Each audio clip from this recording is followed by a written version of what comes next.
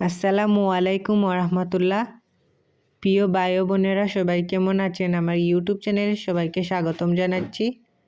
তো এমব্রয়ডারির কাজ দেখতে দেখতে একটা গল্প শুনে নিন আর বলবেন কিন্তু গল্পটা কেমন হয়েছে।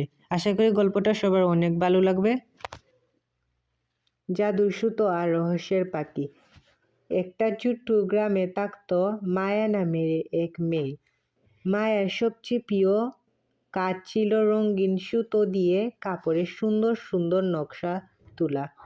লাল, নীল, সবুজ কত রঙের সুতো যে ছিল তার বক্সে। একদিন তার দাদি তাকে একটা পুরনো কাঠের বক্স দিলেন। দাদি বললেন, এই বক্সটা অনেক পুরাতন, ভিতরে আছে ভীষণ কিছু সুতো। মায়া খুব কৌতূহল হলো। বক্সটা খুলল সে। ভিতরে ছিল একটা সোনালি রঙের সুতো।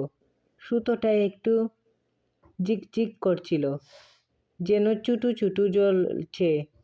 মায়া ভাবল, আজ আমি এই সুতো দিয়ে একটা পাখি বানাবো।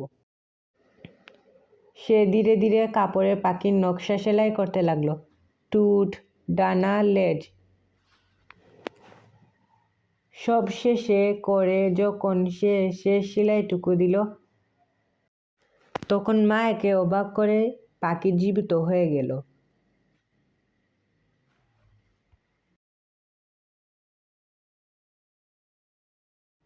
পাখি বলল, ভয় পেও না মায়া, আমি জাদুর পাখি, তুমি আমাকে তৈরি করেছ। মায়া অবাক হয়ে জিজ্ঞেস করল, তুমি কি উড়তে পারো? পাখিটি হাসল, অবশ্যই পারি। তারপর পাখিটা ঘরের ভিতরে উড়তে লাগলো। উড়তে উড়তে সে ছোটো ছোটো সোনালি আলো ফেলছিল। পরের দিন মায়া আবার সেলাই করলো একটা ছোটো ফুল। ফুলটা নড়েনি, কিন্তু আগের চেয়ে অনেক সুন্দর লাগছিল। পাখি বলল, সব কিছু জীবিত হয় না মায়া, শুধু যেগুলো ভালোবাসা দিয়ে বানানো হয় সেগুলো জাদু থাকে। এরপর থেকে মায়া যখনই মন দিয়ে এমব্রয়ডারি করত, সোনালি পাখিটা এসে পাশে বসতো। গ্রামের মানুষ বলতো, মায়ার হাতে যেন জাদু আছে, কিন্তু শুধু মায়াই জানতো ওটা আসলে জাদুর সুতো আর তার ভালোবাসা। আর আপনারা সবাই আমার ইউটিউব চ্যানেলকে সাবস্ক্রাইব করবেন, ভিডিওটিতে লাইক করবেন, শেয়ার করবেন, যাতে অন্যরাও দেখে শিখতে পারে আর গল্পটাও তারা শুনতে পারে।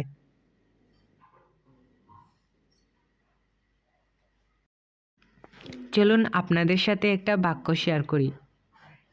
সুতোর বুনা স্বপ্ন, হাতে তৈরি ভালোবাসা, প্রতি সেলাইয়ে একটু করে ভালোবাসা, রঙিন সুতোর নীরব গল্প, সুই সুতোর জাদুতে ফুটে উঠল সৌন্দর্য, হাতের ছোঁয়ায় কাপড়ের জীবন্ত নকশা, ছোটো সেলাই বড় সৌন্দর্য। এমব্রয়ডারি মানেই ভালোবাসার শিল্প। ভিডিও প্রায় শেষের দিকে। সবাইকে মাহে রমজানের অনেক শুভেচ্ছা।